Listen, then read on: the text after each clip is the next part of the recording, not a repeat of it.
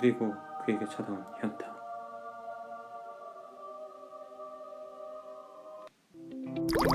닥터가면치. 여러분 안녕하세요. 닥터가무치입니다.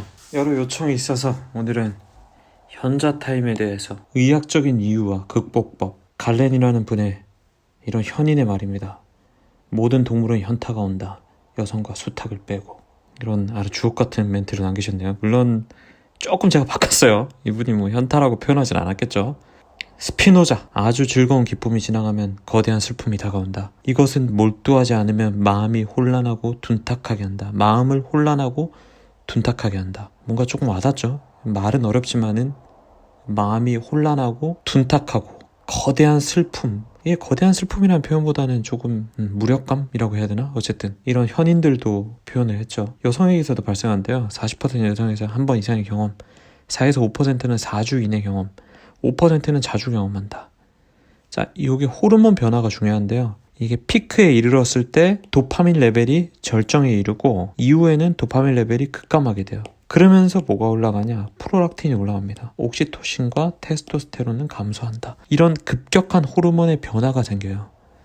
도파민 레벨과 프롤락틴의 변화로 지주함이 아니고 지루함, 만족을 잃고 피로하고 피지컬 에너지에 고갈이 온다.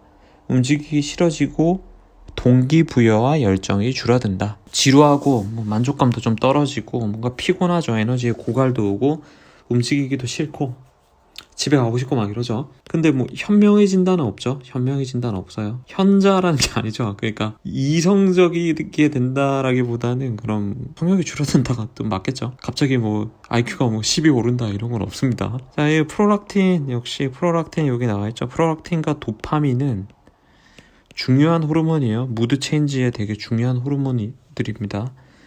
근데 요게 좀 심한 경우를 포스트 올가닉 일리스 신드롬이라고 하고, 쉽게 얘기하면 현자 타임 증후군.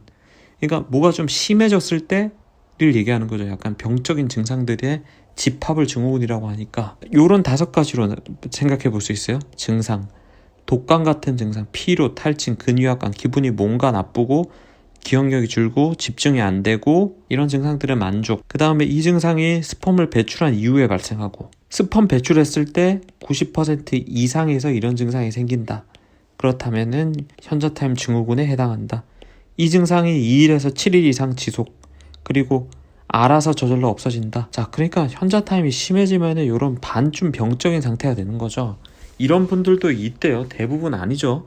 왜냐면요, 이런 호르몬 변화들은 대부분 급격한 변화가 됐다가 다시 항산성이라고 하죠. 항산성, 호메오스타시스, 다시 평정을 찾게 돼요. 근데 그렇지 않은 경우도 있다는 겁니다. 자, 그럼 치료는 어떻게 하냐? 이런 도파민들이나 이런 프롤락틴들, 이런 것들 조절하는 약들을 쓰는 거죠.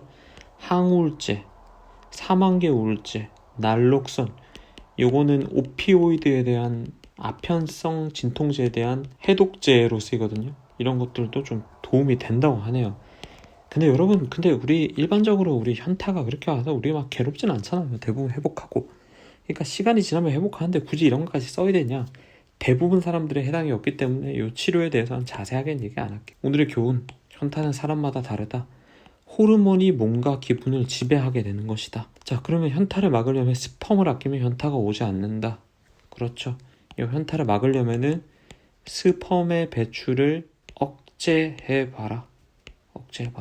스펌이 나오려고 할 때 딱 끊어버리는 거예요. 그러니까 그런 것들이 최근 외국에서 좀 각광받는 이런 뭐 금욕하는 형들이 하는 방법이래요. 어쨌든 이런 건 뭐 논란의 여지가 물론 많지만은 꽤 좋은 방법입니다. 현타를 막는 좋은 방법.